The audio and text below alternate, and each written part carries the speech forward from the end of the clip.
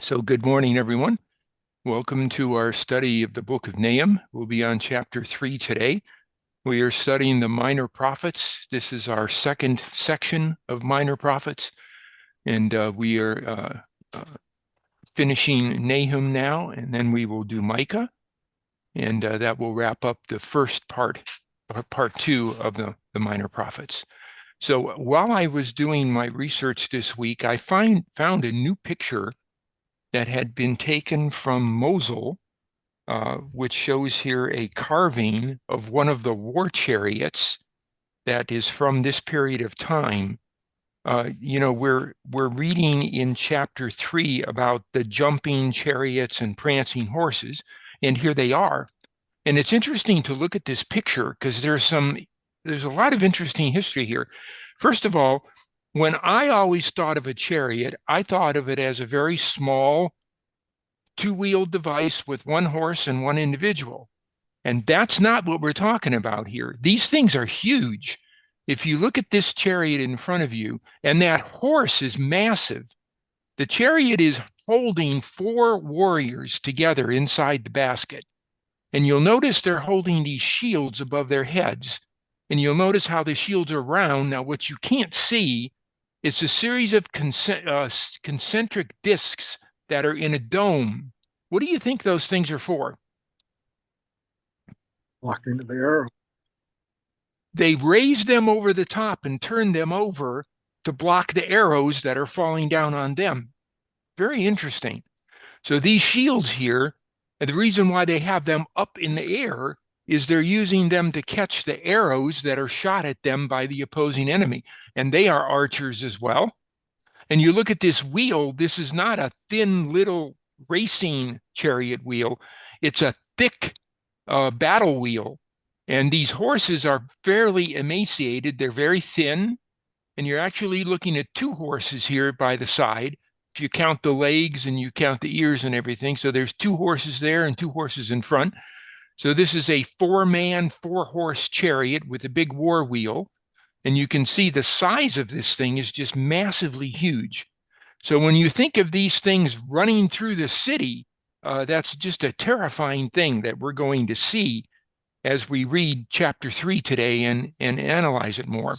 So if you're following along with the study sheets, pull out study sheet 16, and it will have for you the text for chapter 3 in Nahum, which we're going to read through today. Here is my contact information. Many of you are using it, and you're welcome to do so. I hope that I'm helpful to you as you contact me about these and other passages. And today we are in lesson 57. All right, let's go ahead and go to Nahum chapter 3 and pick up where we left off last week. At the end of the lesson, we were starting to dissect the chapter and look at the pieces that we're going to study as we look at them individually. And we had looked at the first section, 1 through 4, and we had identified some key words in there. The bloody city full of lies and robbery, a multitude of whoredoms and a well-favored harlot, and they were practicing witchcraft. And so we titled this The Charges Against Nineveh. So let's look at these charges for a minute. First of all, they're charged with being the bloody city. That means someone who takes another person's blood or kills or massacres other people. They're full of lies and robbery. So they're not truthful, and they're robbing people of their goods. They have a multitude of whoredoms, and whoredoms means when you're breaking covenants or breaking contracts. She's called a harlot here, and they're practicing witchcraft or necromancy, which tells us a little bit about the religion that they're implying, the sorcery that they're using also. So these are the charges against Nineveh. The second piece we looked at last week is beginning with verse 5 through 7. I'm going to read it again. Behold, I am against thee, saith the Lord of hosts, and I will discover thy skirts upon thy face, and I will show the nations thy nakedness, and the kingdoms thy shame, and I will cast abominable filth upon thee, and make thee vile, and will set thee as a gazing stock. And it shall come to pass that all they look upon shall see thee flee from thee, and say, Nineveh is laid waste, who will bemoan her? Whence shall I seek comforters for thee? So we see this battle that's about to be described as a battle between Nineveh and the Lord.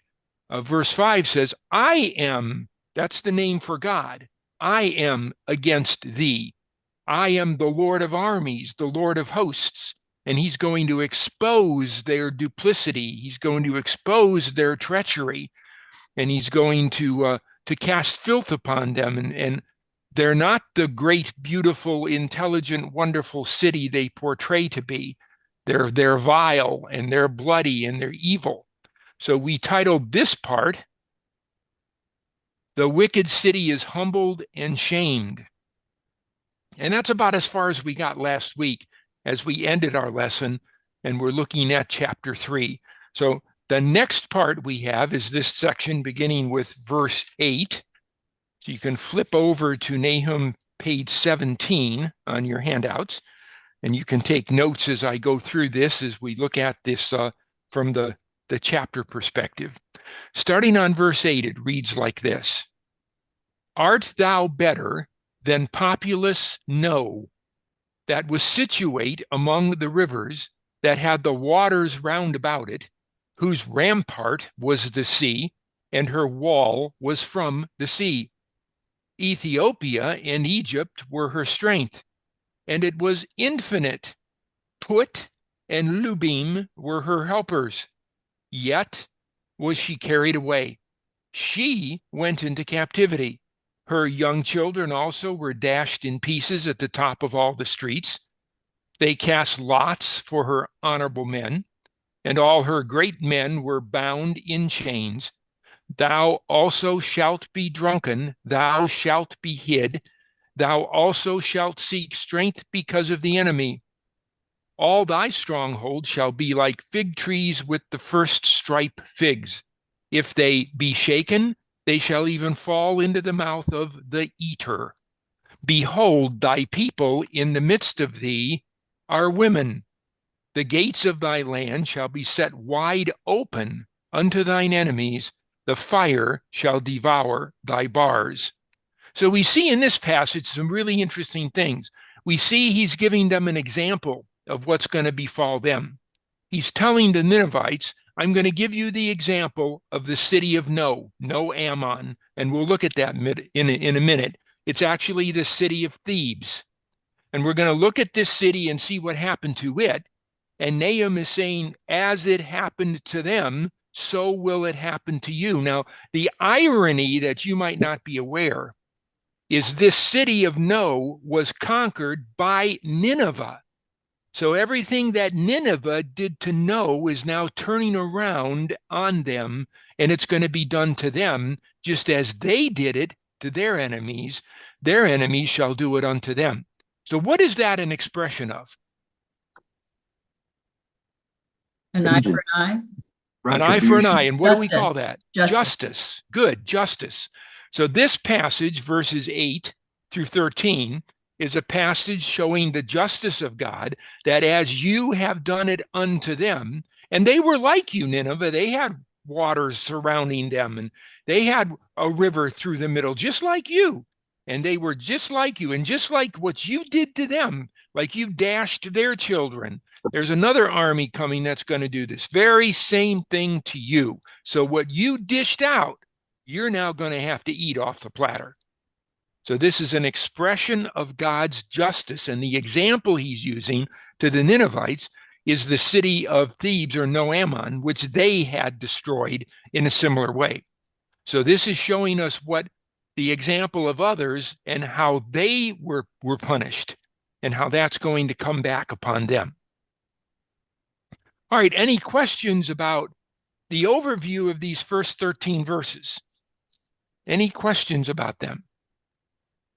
I always like to look at the big piece before we look at the little piece. Now, if there's no questions, we'll go ahead to the next section, which is 14 through 17, and it says this: draw thee waters for the siege, fortify thy strongholds. Now, I love to do this because I love to take a Bible passage that you think you understand and show you that maybe you don't understand it. Why are they drawing waters for the siege? Because their water supply will be cut off. They have a river going through the middle of the city, Herb. The water supply is not going to be cut off. So what is the water for? To make bricks. To make bricks? Good. To make bricks. We see that later. And why else? They boil the water. And what do they do with the boiling water? Pour it on the enemy? They dump it over the walls on the, how'd you say it? Enemy. On the enemy. An enemy. Yeah, those guys. I thought those were little things that grow in the ocean, the anemones. Yeah, those guys. All right. This word here for waters are siege waters, which is waters that they boil on the top of the wall and dump that on those who are trying to scale the walls. Now, when you originally look at this in the English, you think it's water they're piling up to drink. But they have huge reserves of water. That's not what it's for. This is battle water that they're going to use to defend the walls of the city. Interesting, okay? So we see them preparing for the siege, getting their water ready to boil. We see they're fortifying their strongholds. And to fortify literally means to add bricks, okay? And they're going to the clay. You see that? They're going to go to the clay, tread the mortar. They're going to use the water. They're going to use the bricks. So as the walls are attacked by the projectiles that Babylon and the Medes are flinging at the walls, they'll be repairing those with the new bricks that they're making inside their city.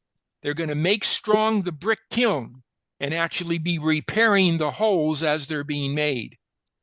The fire will devour thee, the sword shall cut thee off. Thou hast multiplied thy merchants. When the sun arises, they will all flee away, and their place is not known where they are. So we see here the futility of resistance. They're going to try to rebuild while they're under attack. They're going to try to use the money of the merchants that they've stored up there to use for the bricks and to get everything fixed up, but it's going to be futile. The resistance, because they're not fighting the armies of Babylon and the Medes alone. If you remember back, we saw in a previous verse, it says, I am the one, God says, that you're fighting. I stand against thee. The next section is thy shepherds slumber, O king of Assyria. Thy nobles shall dwell in the dust. Thy people is scattered upon the mountains, and no man gathereth them. There is no healing of thy bruise. Thy wound is grievous. All that hear the bruit of thee shall clap the hands over thee, for upon whom hath not thy wickedness passed continually? So we see the enemies of Nineveh, the enemies of the Assyrians, rejoicing in their downfall because they have punished all the people and conquered the people around them. And now those people, the conquered, are now seeing the same thing happen to their conquerors. And they're rejoicing and clapping their hands at the fall of Nineveh and the fall of the Assyrians. So we see here that the failure of leadership, no one rises among the Assyrians to help unite the people to defend the city. Why is that? Because the leaders have fled. The leaders have had their little places where they've stashed their cash offshore, and now they're going to flee, and they're not going to be around when the population suffers from the coming onslaught of the armies that are invading. So these are the charges against Nineveh: bloody murder, whoredom, and witchcraft. The wicked city is humbled and shamed. Their nakedness is going to be exposed, their shame, their filth, and their vileness. The example of others who were punished, this city of Thebes, is as it fell, so Nineveh shall fall. The futility of resistance, you cannot prevail against the omnipotent Jehovah God. It's not just against the armies he's sending, but God has determined it's time to visit for your sin. And when he does that, you can't prevail against that. The leadership will be gone. They'll be taking care of themselves. They're going to leave you abandoned to take care of yourselves. The armies flee, the leaders flee, the shepherds are asleep. Nobody is stepping up to gather the people and rally them for defense. So chapter 3 opens with a review of the charges against Nineveh, and then it describes the attack by the Medes and the Scythians and the Babylonians, and we go on from there. So that's an overview of the chapter that we are about to study now in great detail. All right, does anyone have any questions about that overview? Now, my advice to you as your study leader, excuse me, is that you use this approach every time you read the Bible. You're going to read a passage of the Bible, read the entire chapter first and get the context of the verse you're going to read. If you just go to a single verse, sometimes you will miss the context and think the water they're collecting is water to drink, and not realize that the water they're collecting is water that will defend them. But once you look at the context and see that they're collecting the water to mix with the clay to make the bricks to defend the wall, it all makes much better sense. So when you read scripture, it's vitally important that you read it in context. Okay? So make sure you take it a chapter at a time, or if it's a small book, a book at a time, and read through the whole thing first and see how it looks. Look at the forests before you go to the individual trees. Okay? Any questions about that? John, just from a historical standpoint, this is the king of Babylon at this time is Nebuchadnezzar's father, correct? When Nineveh falls, Babylon is just coming into power, and it's Nebuchadnezzar's father that leads this charge. And then not long after that, obviously, Israel will fall from a date standpoint. Is that accurate, what I'm saying? His name is Nebuchadnezzar. Yeah. Okay? And that's correct. And you know, it's interesting you would bring that up because I'm studying this section. And if you read this in the other prophets, you will see there's two words being used for the king of Babylon who's attacking: Nebuchadnezzar and Nebuchadrezzar. Have you noticed that? No, I have not. Okay, take a look at that Yeah. and look at that in detail, and you'll notice it changes back and forth. Some scholars actually believe that Nebuchadnezzar had a twin called Nebuchadrezzar, and they were both working together, each having part of the army. And one would attack and the other would refresh. And then and that's what made them so formidable, that they actually were an army that kept a reserve from a twin brother. And then he would come and attack. And there's some belief that the play between the Nebuchadrezzar and Nebuchadnezzar is showing us that they both are sons of Nebuchadnezzar. And then there's other guys that are playing in there too, who are their generals who are attacking. Yeah. So it's a very interesting thing to read. We'll see some of that in Isaiah, and in Ezekiel, you can see it as well. And Jeremiah as well. Okay. Any other questions or comments? So now let's go to the detailed analysis and understand exactly what the text is teaching us here. So we're going to turn now to handout number 18. And we're going to do a detailed analysis of Nahum chapter 3, verses 1 through 7. Today, in our world of 2024, if you walk around and you hear the word woe, what does it usually mean? It means somebody's trying to stop a horse. Whoa, whoa, whoa, whoa, stop. That's usually how we use that word. Whoa, stop. That isn't this word that opens this passage. In 3:1, we open up with a very important word, the word W-O-E. Can someone tell me what that word means?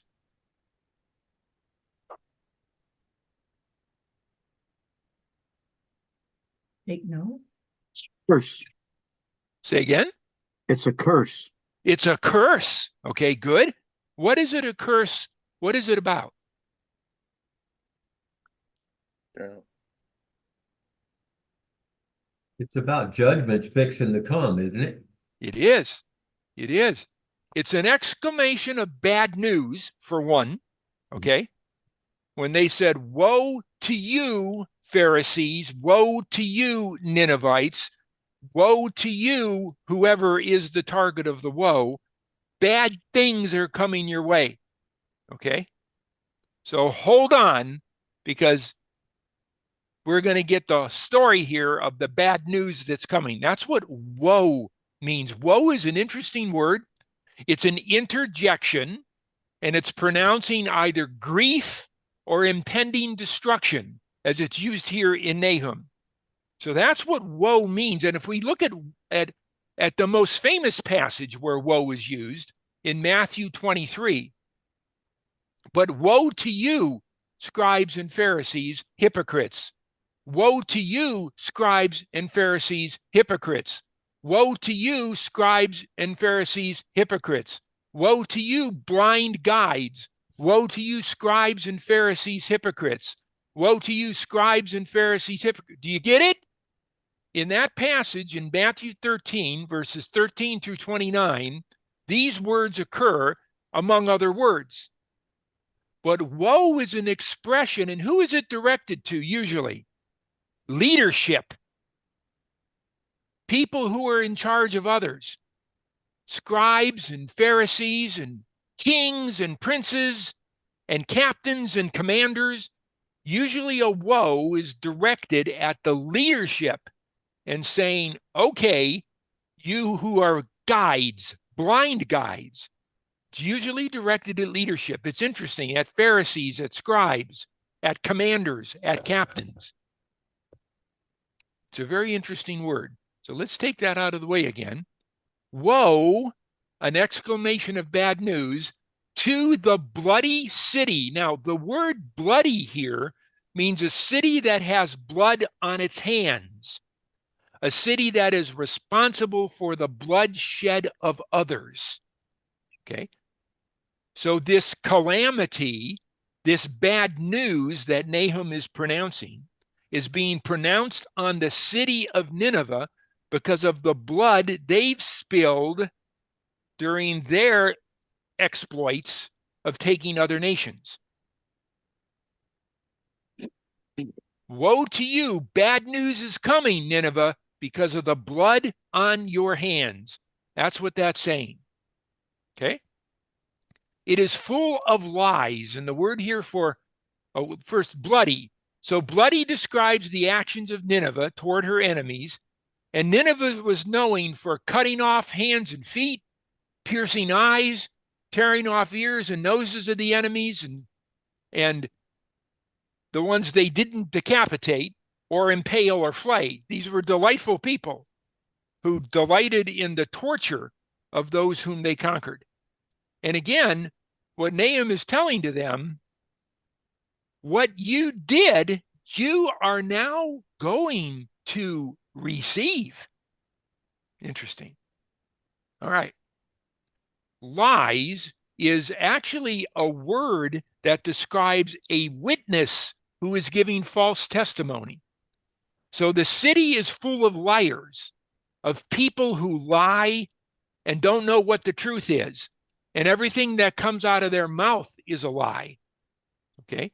And usually they accuse you of doing what they do. Does this sound familiar to anybody?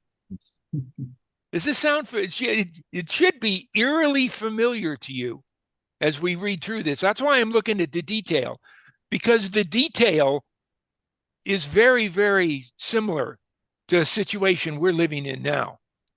A witness who lies, and robbery is the word that means to snatch away what is not yours. But here's the context. You're taking it away from others so they can't have it. It's not so much that you can have it, but that they can't have it. You hate them so much that you want to deprive them of what they have and destroy them completely. Okay? Politically, financially. Do you hear what I'm saying? Okay. Are you seeing the court cases? Well, anyway, it's interesting when we look at this and we look at what's being done in the world today and what was being done back then in these words, and it's eerily similar. Okay. The prey departeth not. It never departs its victim. It will not stop. It's never satisfied. It wants to destroy everything, pluck out every eye, eat every organ, take everything away, and totally destroy. That's what it's after.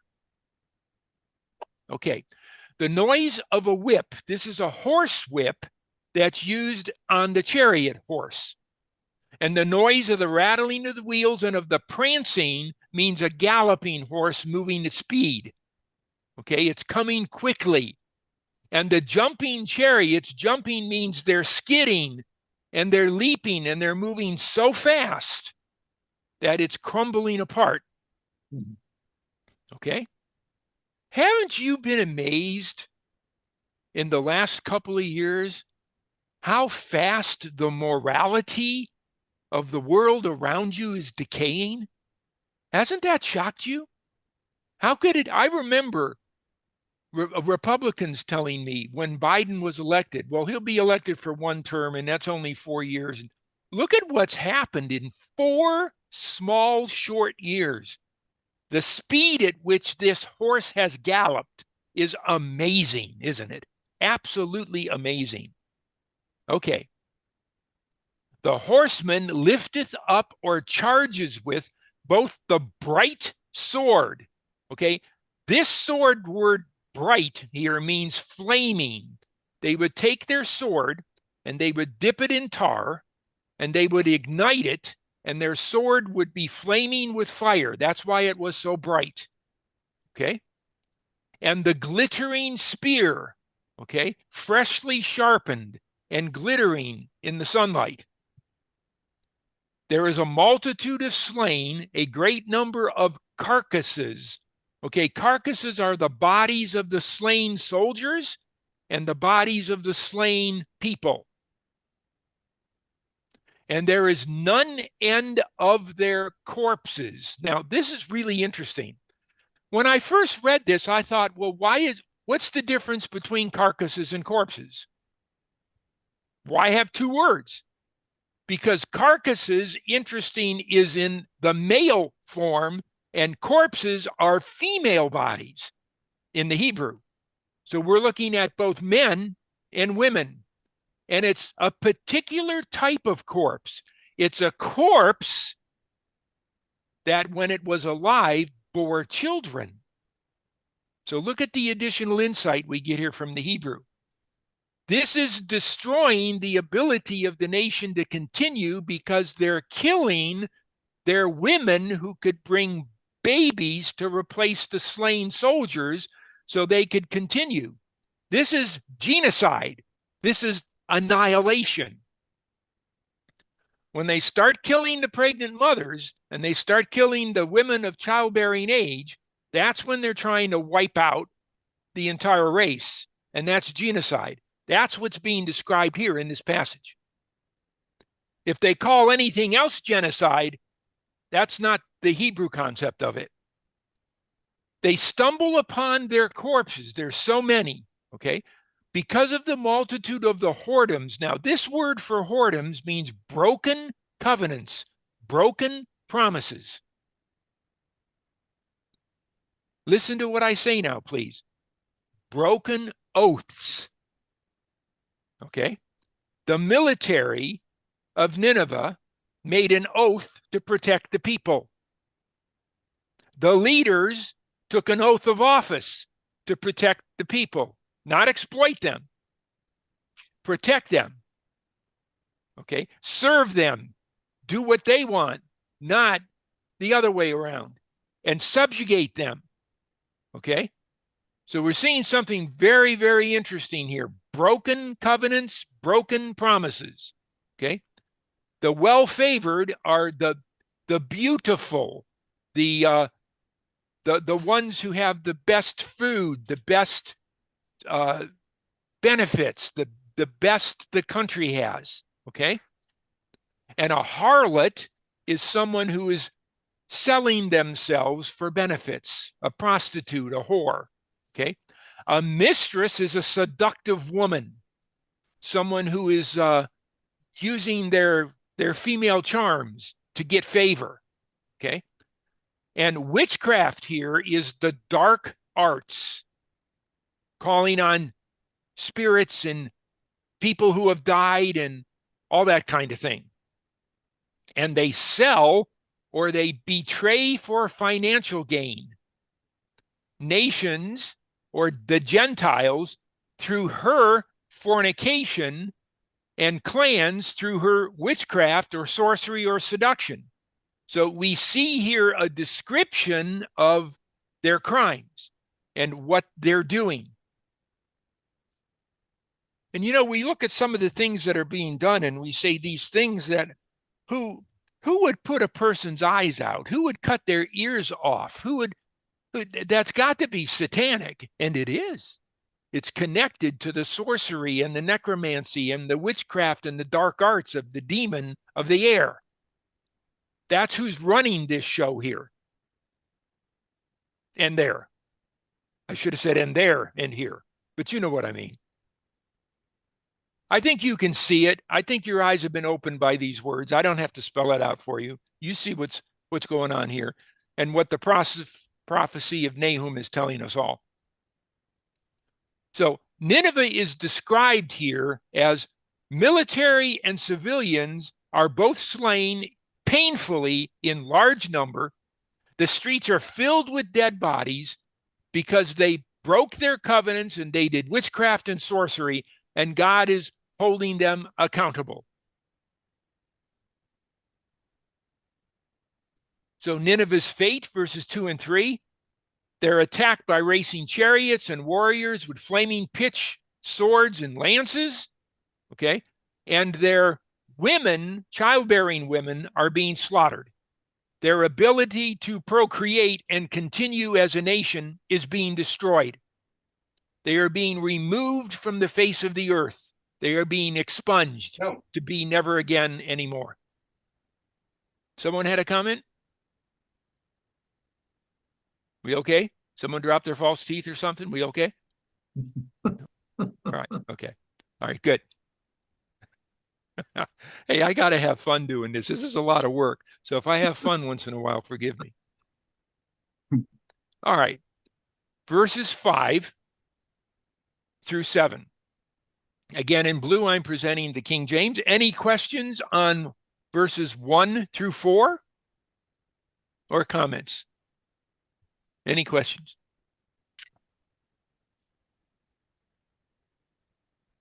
All right. Behold, I am against thee, saith the Lord of hosts, and I will discover thy skirts upon thy face, and I will show the nations thy nakedness, and the kingdoms thy shame, and I will cast abominable filth upon thee, and make thee vile, and will set thee as a gazing stock. And it shall come to pass that all they that look upon thee shall flee from thee, and say, Nineveh is laid waste. Who will bemoan her? Whence shall I seek comforters for thee? Now, Noahide covenant. I'm sorry, say again. No, okay. Yeah. So here we see an interesting passage that sounds very neat and clean in the English. It's very dirty and nasty in the Hebrew. And I'm going to minimize my revelation of that. You can go into the Hebrew words yourself and see how nasty some of these words are. I'll make reference a little bit to it, but I'm not going to overdo it. I promise you that. So he's going to discover thy skirts. Discover means to lift up or expose. Okay? And skirts are the robes hanging down on the men. And he's going to lift those skirts up over their face. I'll leave it to your imagination to figure out what is exposed when you do that. Okay? That's what he's going to expose. Why would that be exposed? I'll just say this once. So you can cut it off. That's what was done to these who were conquered. Okay, snip and trim. Okay, I will show the nations thy nakedness. And this is the word in Hebrew for genitals. So I'm not making this stuff up. And the kingdoms thy shame or thy dishonor. In the Hebrew religion, when a man is exposed that way, that's very dishonorable and shameful. Okay. And I will cast abominable filth upon thee. Now, this can be interpreted two ways. If it's interpreted male, it's human excrement. If it's interpreted female, think about it and you'll get the answer. And I don't need to go on from there. Okay. And make thee vile, disgraced, and contaminated. And that word contaminated here means contaminated with blood. Now you can tie that back to the abominable filth and get the answer. Okay. And he's going to set thee as a gazing stock, a spectacle among the people. And it shall come to pass when they look upon thee and flee from thee, Nineveh is laid waste or violently spoiled and ruined. Who will bemoan her, or who will pity her? Whence shall I seek comforters, or those who console for thee? So rough passage, rough language, much rougher than the English, showing the deprivation of what's happening here, the mutilation,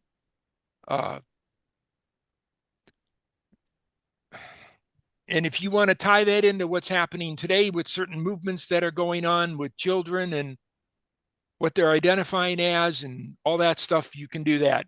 And it fits in here and it's really nasty. Okay. So who's fighting against Nineveh according to verse 5? I am. I am. Nahum. I am. Jehovah is. Okay.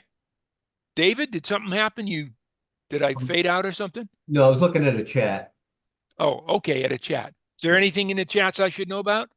It says, I'm not sure Noahide, what that means, laws enforced by El, but do two wrongs make a right? Okay, I'm not sure what that means. I'm not sure what the laws, some type of law enforced by El or God. Okay. Okay. So fighting against Nineveh is Jehovah and his host, his armies. And what God's going to do is male captives will be castrated to prevent further children. And of course, the women are going to be killed of childbearing age as well.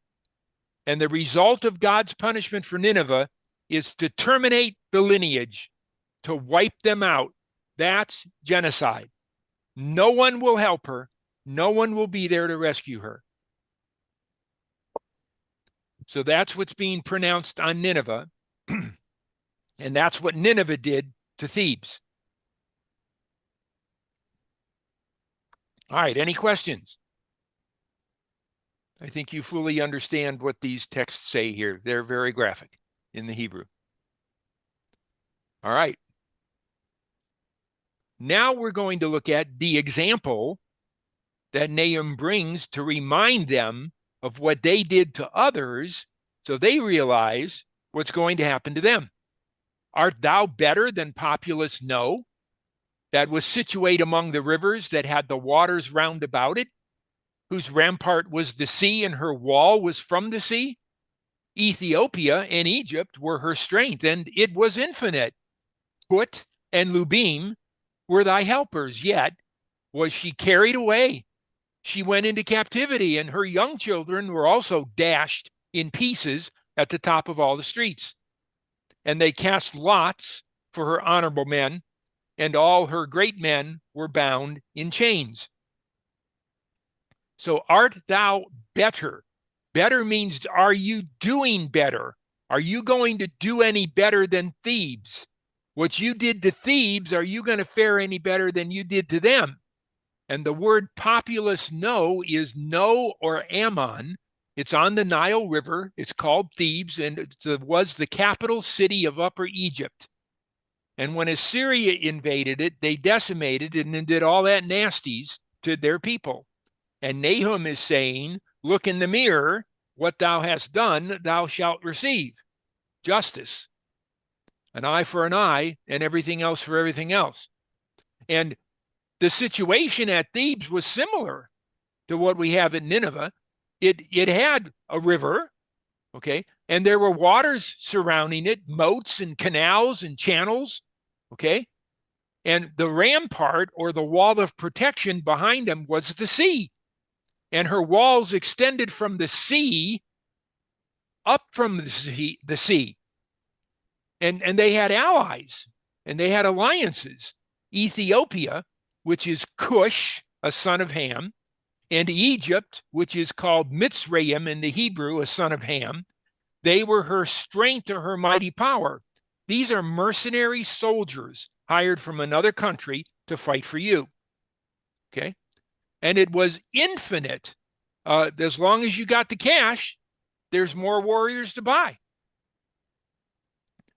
Put, who is Libya, and Lubim, who is North Africa, were thy helpers or thy allies. Yet they were carried away.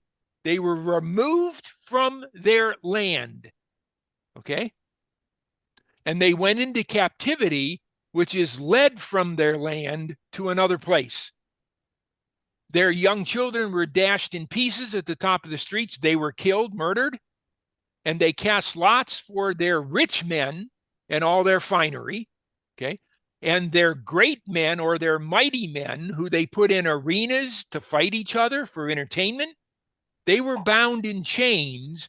And these chains, this word here for chains is fetters on the ankles. So they were fettered on the ankles so they could still do work and fight with their hands. So they were kept alive as entertainment in the coliseums and the stadiums and so forth. Okay, any questions about the Hebrew here amplifying the King James? Any questions? So what did Thebes have going for it? Well, it had a physical moat, and it had strong alliances and great armies. It didn't do any good. What happened to Thebes is her adults were carried away into captivity. Her young children were all murdered to terminate the future lineage. Her skilled men were sold into slavery. Her soldiers were imprisoned, probably to work in the coal and copper mines, or conscripted into the galley navy, who were chained to the long ships, chained at the feet so they could row. See how it fits into the Hebrew here? Very nicely. It's amazing when you really study this, how much better you understand it. All right, any questions through verse 10 before we go on to verse 11? Any questions?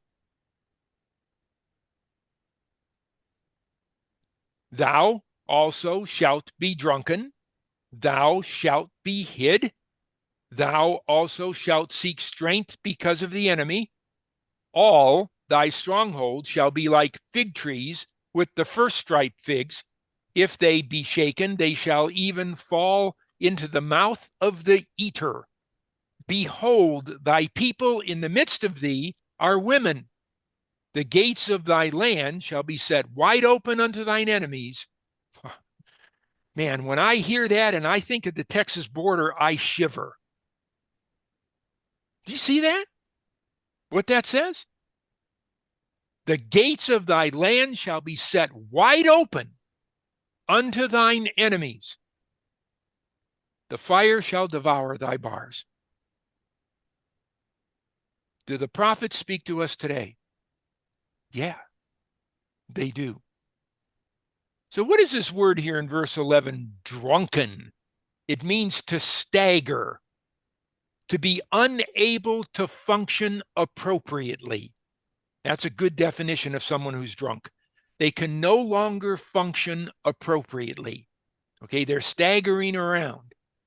They're not able to defend themselves or anyone else. Thou shalt be hid is concealed under. The people are going to try to hide because their defenders have deserted them. Now, they're going to seek strength or refuge because the enemy is coming. all the strongholds or the fortifications are going to be like fig trees with the first striped figs. Now, these are ripened and ready to fall at the first shaking. Soon as those walls were attacked, the armies fled. Left them wide open to invasion. The gates of thy land was set wide open unto thine enemies. They shall fall into the mouth of the eater, the one with an appetite that wanted to consume the wealth of Nineveh, consume the merchants, consume the prosperity, consume the freedoms. And in their consuming them, in their foolishness, they are destroying them, but they don't realize it. Behold, and the people left in the midst of thee, in the center of the city, are going to be the women, defenseless and vulnerable, because all the men, the warriors, have fled. And all the citizens, the aged, the weary, the women, the children, are left defenseless. Now, the gates or the mountain passes, this is, the places over the rivers and the places through the arroyos and the places, the gates of thy land will be set wide open unto thine enemies. Come on in. Our border's open. Of course, we're going to tell our people they're not, and we're going to tell our people that the border's secure, but the mountain passes are open. The fire shall devour thy bars, the bars across the windows, when federal agents burn down parts of the fence so that the enemy can enter. I think we have a revelation of this scripture. This is amazing text, because you're seeing it not only going to happen in Nahum's future in Nineveh, but I think you're seeing it revealed in the latter days. And they have come.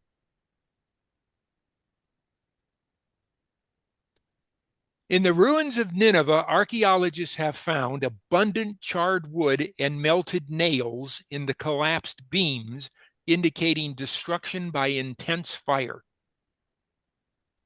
They've also found arrowheads or fire arrows embedded in the beams.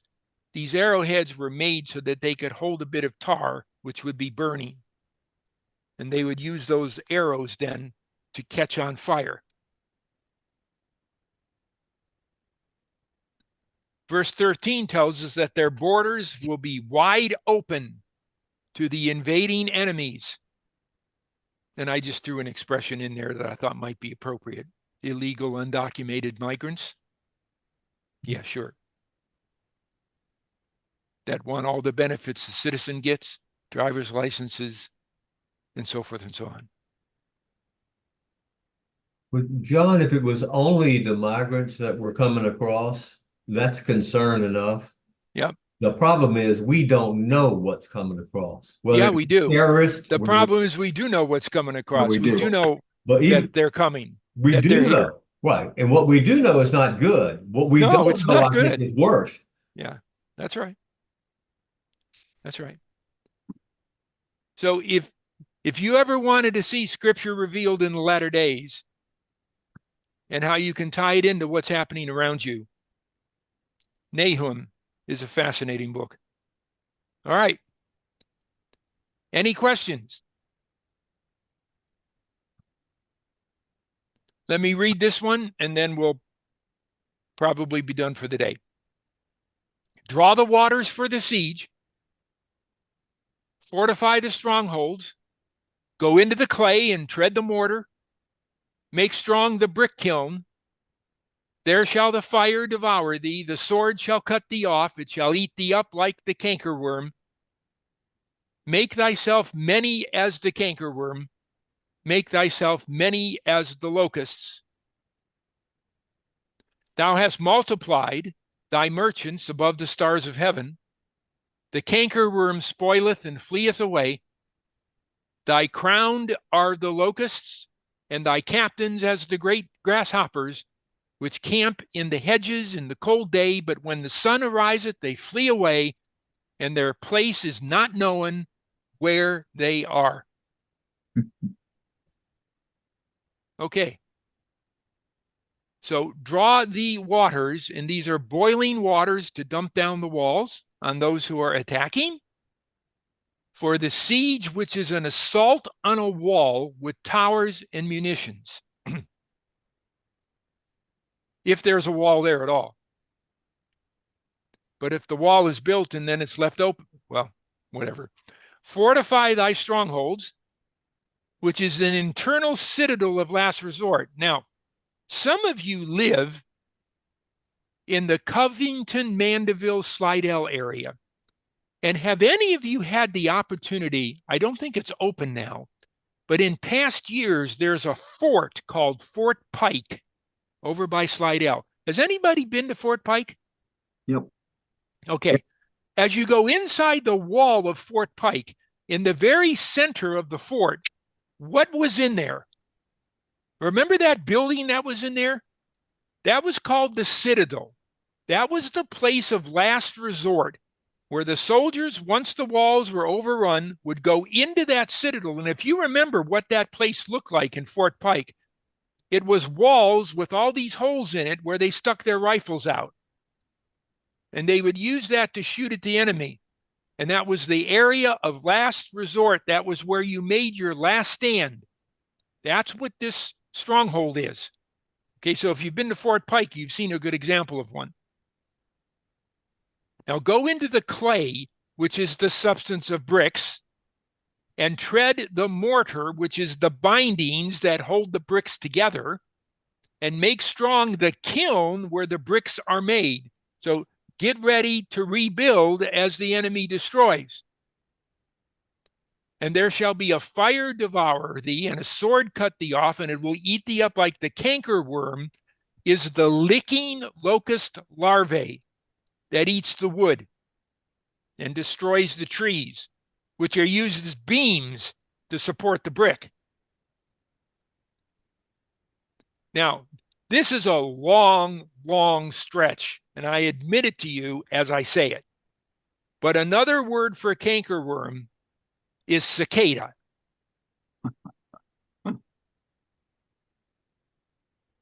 And we have been told in the next few months, we're going to have 2 hordes of cicadas emerge from the earth, and millions of cicadas will be covering the earth. We'll see what happens. Maybe so, maybe not. But that's interesting. Locusts are the mature flying locust. Okay? Verse 16, thou hast multiplied or spread out thy merchants above the stars of heaven. What could that be? What have we done anything recently that has spread out things above the stars of heaven? Every day a rocket goes up and puts up 20 or 30 Starlink satellites above the stars of heaven, or adds to the stars of heaven. Again, it's a stretch, it's a draw. You can put it in there if you want to. It's just interesting to think about. The cankerworm spoileth or disables and fleeth away. Thy crown are the locusts, and thy captains, the local leaders. So the wealthy and the local leaders, which camp in the hedges or hide in the dark places or in their citadels or in their castles or in their mansions, when the sun arises, they're not going to stay here. They're going to take off. They're going to disperse across the countryside and go hide. And nobody will know where they are because they're making provisions for themselves. This is a prophecy from Nahum about something hundreds of years ago, and we see it happening today as well. It's amazing. All right, we'll stop there. We'll answer this question next week. What does verse 14 describe? Does anyone have any questions about what we've looked at today? What we've done is taken chapter 3 and looked at it as a whole, as a forest. And now we're looking at the trees. and in some cases the limbs, and in some cases the leaves, and looking at the Hebrew words that help us to understand not only what these things mean, but when we look at the detail in which I'm taking you, it helps us to connect it to events we see in our world today for a possible correlation. A possible correlation. Any questions or comments? So I hope I've startled you a little bit today, and I hope I've opened your eyes a little bit as well to what is revealed to us by God's word. We are believers. We have the Lord our God as our strength. He is our stronghold. We are not going to be caught by surprise like thieves in the night. We are children of the light, not the darkness. And these things will not surprise us as long as we study the text that God has left for us and read the warnings that he has put out there for us and look at books like Obadiah and Nahum and so forth and understand what they tell us and inform us so that we are not ignorant, so that we can properly prepare for what's coming in the latter and present days. All right. Any questions, comments? Alternative perspectives. The floor is open.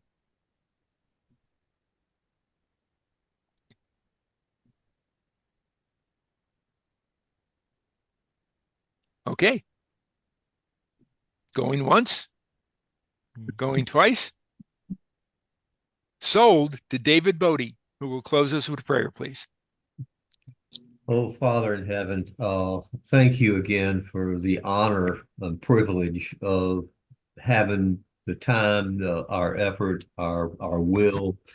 You put in our heart to desire to learn and study your word, and just the effort. I know what it takes to present this, just the efforts of your servant, faithful servant, John, to present this, and everyone that's on this call. Every one of you, I thank you for supporting this, for having an open heart to want to learn. So many people find so many other reasons not to do Bible study, but there's so many faithful people here we see multiple times a week. And I thank you for participating. I think God is opening your heart. He's making you stronger. And thank you, John, for presenting this. I ask you to look over the world. I ask you to look over our nation. I'll ask you to look over Israel and all the things that's going on. But also, I recall what Brother Johnny said in another study. We should rejoice because this is all within God's plan, and we know what the end is. We know who wins in the end. We know where we will be. Let's not fret. Let's do what we can to educate. Let's do what we can to communicate the things that are happening. But let us be at peace, knowing where we are with God. I pray all these things in the name of your precious, precious Son, Christ Jesus. Amen.